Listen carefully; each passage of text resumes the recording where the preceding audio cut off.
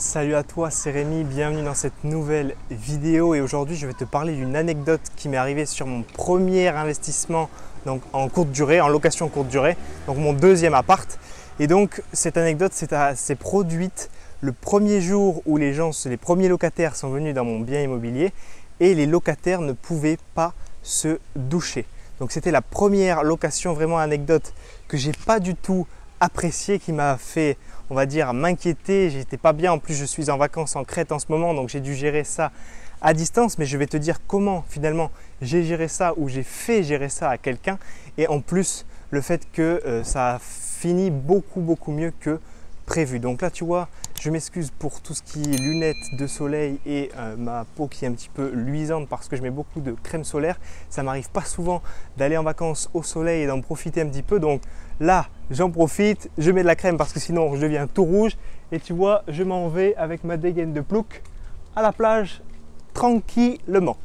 Alors ces locataires, ils sont arrivés dans mon bien immobilier, c'était la première fois que je le louais, et qu'est-ce qu'ils ont fait le soir? Ils ont voulu prendre une douche comme des gens normaux, des gens civilisés.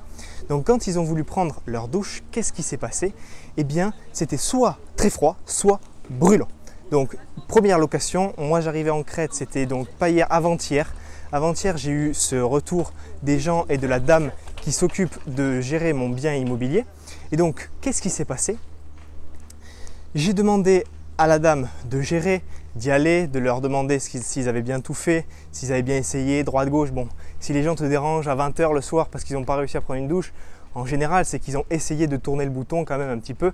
Mais bon, je lui ai demandé d'aller sur place, elle l'a fait, elle s'est excusée. Moi, de suite, j'ai appelé mon artisan. Mon artisan m'a dit qu'il pourrait y passer demain, qu'il ne comprenait pas.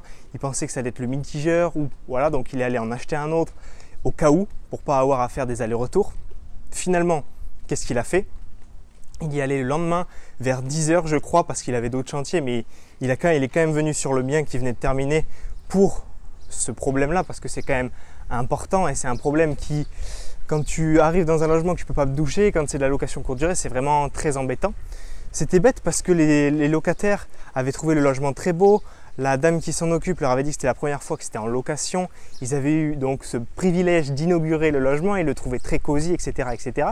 Et donc ils ont eu direct cette mauvaise impression avec cette histoire de douche.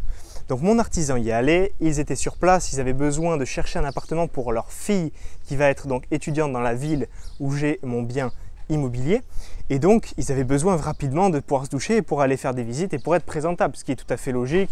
En plus, à cette période de l'année, il faisait assez chaud dans la ville où je suis, enfin où est mon bien immobilier, et donc forcément tu as envie d'être présentable, tu n'as pas envie de transpirer et de sentir mauvais. Donc mon artisan y allait, il a réglé le problème. C'était un problème de montage et de pièces qui s'était un petit peu décalé au niveau du mitigeur de la salle de bain, enfin de la douche, du ciel de pluie avec la petite douchette là. Attends, je change de bras parce que là j'en peux plus, j'ai mal au bras. Donc voilà, et il y allait, il a réglé le problème. Et en plus de ça, donc les gens étaient très contents de la réactivité, du fait qu'on se soit bien excusé, que ce soit moi en personne ou la dame qui gère mes biens immobiliers.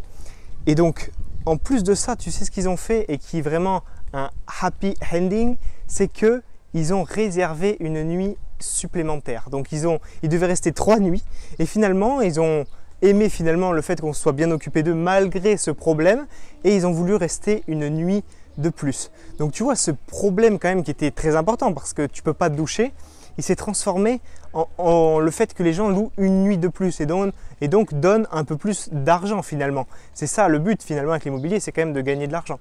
Donc ce problème s'est transformé en fait que les gens aient apprécié le geste et ont tellement apprécié la réactivité et ce qu'on a fait pour eux qu'ils nous ont finalement loué une nuit supplémentaire. Alors attends, je suis un peu perdu, je ne sais plus où je vais, je voulais atteindre la mer, mais c'est compliqué de s'y retrouver dans ce complexe hôtelier.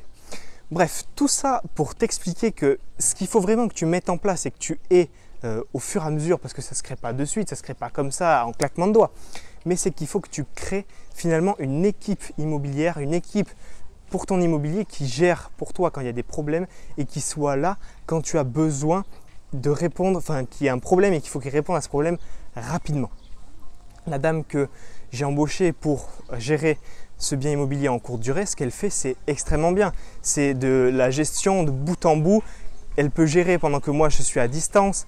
J'ai quand même passé quelques coups de fil, mais tu vois, j'ai pu gérer ce problème finalement depuis la Crète. Je ne me suis pas déplacé, les gens se sont déplacés pour moi. Mais pourquoi les gens se déplacent pour moi, hein? Attention à ça, parce que c'est pas juste ils se déplacent comme ça. Ils se déplacent parce que j'ai créé une équipe, j'ai su trouver des bonnes personnes, des gens qualifiés, des gens intelligents. Et ils se déplacent aussi parce que je les rémunère en temps et en heure comme il faut. Et c'est aussi ça qui fait une bonne équipe, parce que forcément, je veux gagner de l'argent, eux aussi. Il faut que ce soit quelque chose finalement qui soit gagnant-gagnant pour tout le monde. Donc tu vois finalement, c'est ça que je veux t'expliquer dans cette vidéo et t'apporter, c'est mets finalement tous tes efforts pour te créer une équipe qui va te soutenir dans tes investissements immobiliers sur le long terme. Donc là, on a vu la personne qui peut gérer tes biens immobiliers. Tu peux avoir aussi également ton comptable. Un comptable, c'est très important parce que tu peux avoir des merdes fiscales et à ce moment-là, le fait d'avoir un comptable va beaucoup t'aider. Pense également à t'entourer de bons agents immobiliers. Pense à avoir de bons banquiers, des gens qui savent être réactifs, un bon notaire et de très bons artisans. Donc mon artisan, je ne sais pas s'il va regarder cette vidéo, je pense que ça ne l'intéresse pas trop ce que je fais, mais c'est pas grave. En tout cas, je le remercie énormément parce que il a fait ce qu'il fallait, il a fait finalement, il a apporté de la qualité au client, une énorme qualité perçue par le client. Tu te rends compte, tu arrives, tu as un énorme problème. Mais moi, quand la dame qui gère mon appartement m'a informé, je me suis dit, ah non, c'est pas possible, première fois que le logement est loué, première fois, et la douche ne fonctionne pas. Donc je l'ai appelé et il s'est gentiment déplacé, il sait que je vais le rémunérer, il sait que je vais lui ramener plein de chantiers. Mais je veux dire, c'est quelque chose de bien, il faut prendre des gens qui ont un bon fond et qui peuvent t'aider quand il y a des problèmes comme cela. Donc vraiment, je trouve que de te constituer une équipe immobilière, c'est la clé et la base de ton immobilier rentable. Si tu veux faire des investissements immobiliers rentables sur le long terme, te dégager des rentes tous les mois et pouvoir partir en vacances dans des endroits comme celui-ci tranquillement. Pense à liker cette vidéo si elle t'a plu. Si tu as déjà eu des problèmes semblables dans certains de tes appartements, de tes locations, pense à me le dire dans les commentaires. Je serai ravi de te lire et de voir comment tu as géré ça. Pense à t'abonner à ma chaîne YouTube pour suivre mes aventures d'investisseur immobilier et d'entrepreneur. Si tu veux en savoir plus sur comment se constituer une équipe immobilier et comment réussir ses investissements immobiliers en partant de zéro et en payant 0 € d'impôt, ce que je t'invite à faire, c'est de cliquer dans le lien qui se trouve dans la description de cette vidéo. Tu cliques sur le lien, c'est très simple et tu reçois 5 vidéos de formation. Donc ces 5 vidéos inédites t'expliqueront comment faire de l'immobilier rentable et comment investir intelligemment dans l'immobilier. Tu cliques sur le lien et je t'envoie de suite tes 5 vidéos de formation privée.